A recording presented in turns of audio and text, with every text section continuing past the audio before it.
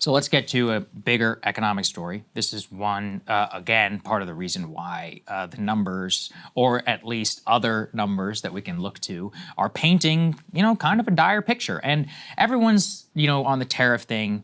Initially, the Trump and MAGA response was, look at all of these panicans. They were wrong. The jobs numbers are fine. The GDP numbers are fine. And then the job numbers get revised, and then everybody's very silent. Right now, everybody's actually a BLS scholar in terms of the way. Chamath, I'm looking at you.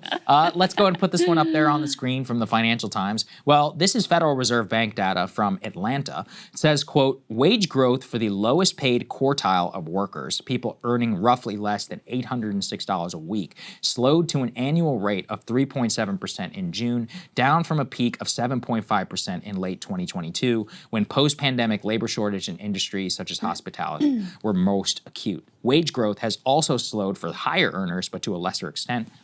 Pay for the top 25% is up 4.7% in the year to June, and for overall workforce by 4.3%. Those in the highest quartile earn more than $1,800 per week. But the figures come after the president, of course, sacked the head of the country's labor statistics agency. But this data, which links again to the Federal Reserve Bank of Atlanta, just says that the lowest paid workers are suffering a sharper slowdown in wage growth than their richer peers. And obviously, not only is this an inequality problem, but really, I think it is a story of where, you can always see both patterns of political, basically economic precarity always leads to some sort of political radicalism. Much of that has been MAGA in the past. Don't forget, many of these people actually did vote for Donald Trump. I'm not going to say the vast majority, but the lower quintile, it's not an insignificant number of people who actually voted for Trump who are making less than $100,000 per year. And obviously, when we broadly look at kind of where that is going for wage growth, what you want to see is wage growth continue to actually go down.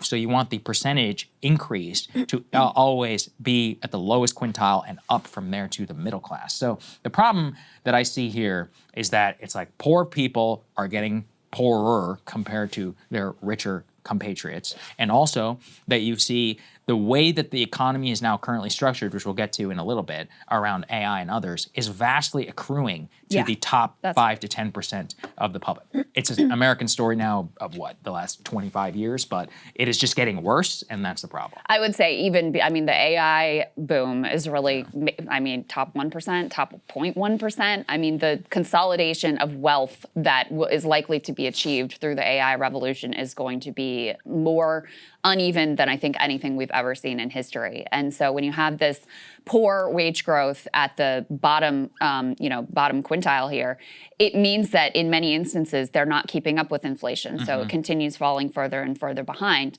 And then when you think of how much housing costs go up, education costs go up, healthcare costs go up, if you look specifically at those baskets of goods that really make up that sort of stable middle class life, you can see how people are just screwed and hopeless.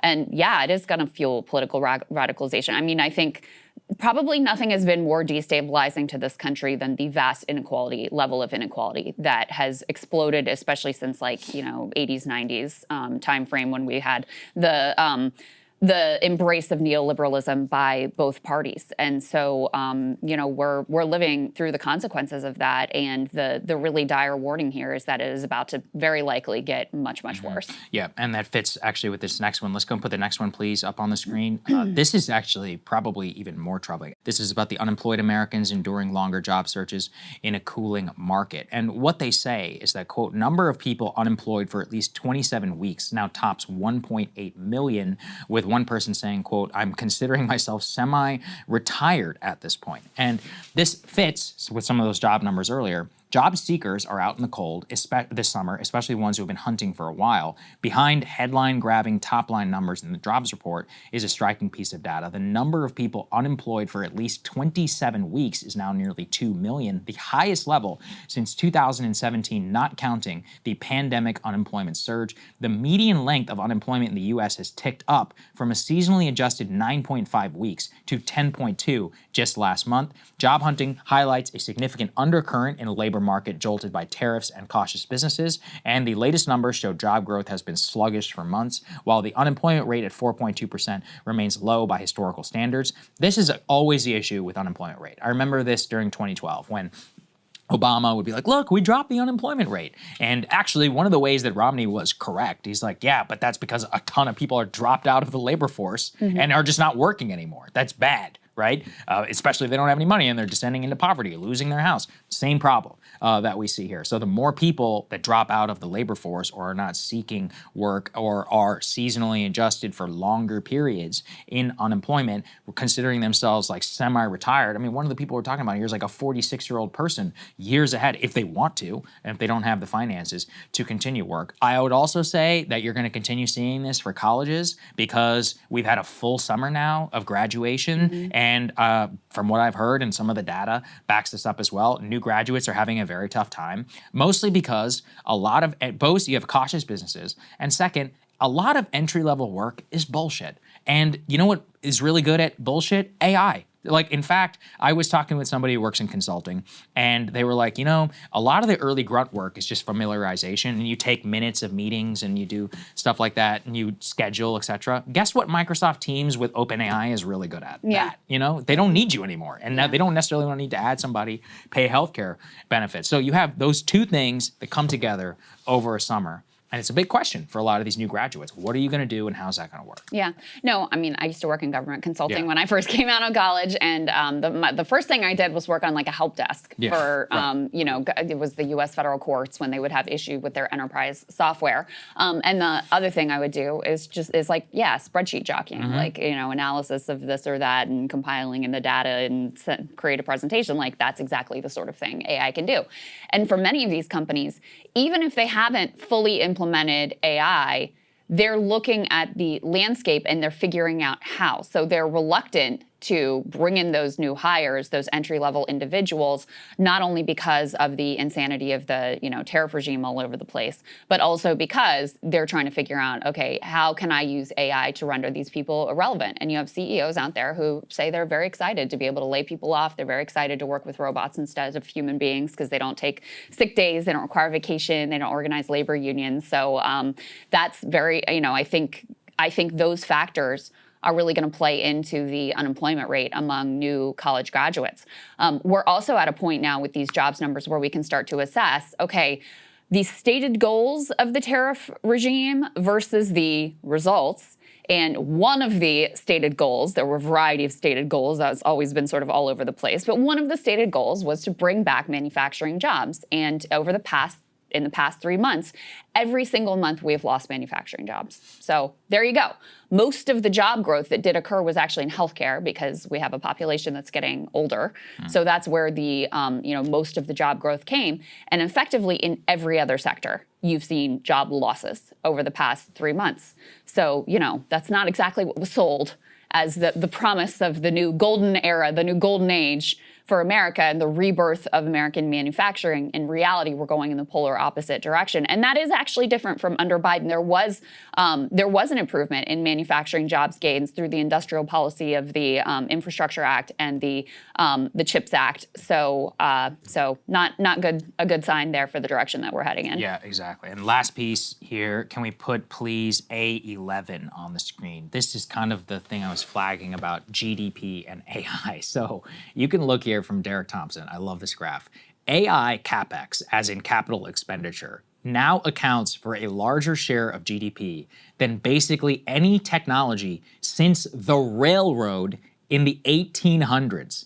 Basically, it's a mini wartime economy, he says, but the guns are chips and the tanks are databases. Yep. 1.2% of all infrastructure capex as a percent of US GDP is now literally AI data center. Also, there are some crazy stories across the country right now that I encourage everybody to tune into. I'm talking about people who live near meta data processing centers that can't get water anymore because of cooling, or people who live near data centers are seeing massive spikes in electricity prices. Right. Yeah. I mean, it's crazy that, let alone the fact that farmland and all these other things all of a sudden have wildly different valuations because people are willing to come in and they're like, oh, no zoning regs or any of that. I can build whatever the hell I want here. And we're talking about massive, big data centers on top of that. So look, if we don't get some cheap and abundant energy, aka nuclear, anytime soon, this is going to be a serious problem. And of course, what's the investment timeline on that? It takes 10 years, to get a reactor online. I don't see a single progress, by the way, despite some promises on that. And so in the interim, oh my God, if you're living in Texas and you're on that sole power grid, good luck, folks. Yeah. Because there is, you're going to see some, on top of the deregulated market down there, plus all those data centers, it's going to be brutal. Not on top of the 110-degree heat, during the summer. It's bad. It's bad. With the water and the power, who's going to get prioritized. Yeah, of course. It's not going to be you. It's going to be these AI data centers, with these multi-billion-dollar investments. And, their bet, we talked about this last week with that Sam Altman, Theo Vaughn interview. Their bet is that they don't completely suck up all the resources and the the energy before AI figures out how to do like fission energy or something. That's basically their bet, is that they can build these things out fast enough and develop the AI quick enough that it's going to just miraculously solve all of these problems for us. I mean, it feels like more of a religious faith than a science, to be honest with you. Hey, if you like that video, hit the like button or leave a comment below. It really helps get the show to more people. And if you'd like to get the full show ad-free and in your inbox every morning, you can sign up at breakingpoints.com. That's right. Get the full show, help support the future of independent media at breakingpoints.com.